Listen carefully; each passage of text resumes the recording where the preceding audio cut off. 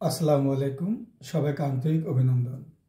আজকে রাস্তার পাশে আমি অনেক যাত্রী বিভিন্ন জায়গায় দাঁড়িয়ে থাকতে দেখেছি। বিষয়টা নিয়ে আমি যখন খোঁজখবর নিলাম তখন জানলাম যে এখন থেকে ঢাকা শহরের যে বাসগুলি চলছে সেগুলি নির্দিষ্ট স্টপেজ ছাড়া আর থামবে না, কিন্তু তারা নামাচ্ছে স্টপেজ ছাড়া।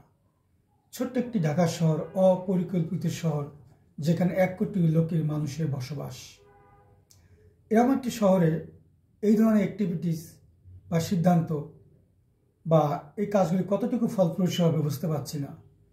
তবে এটা বাস্তবে দেখলাম যে যাত্রীরা মনক্ষুণ্ণ, অসন্তুষ্টি প্রকাশ করছে।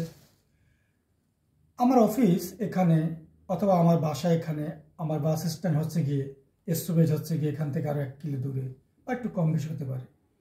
এখান থেকে ওখানে গিয়ে বাসে উঠবো, এই যে আমাদের এই ধরনের একটা মেন্টালিটি আমাদের এখনও তৈরি হয়েছে বলে আমি মনে করি না। বিষয়টি সবাইকে শেয়ার করে জানাই দিন। Thank you very much.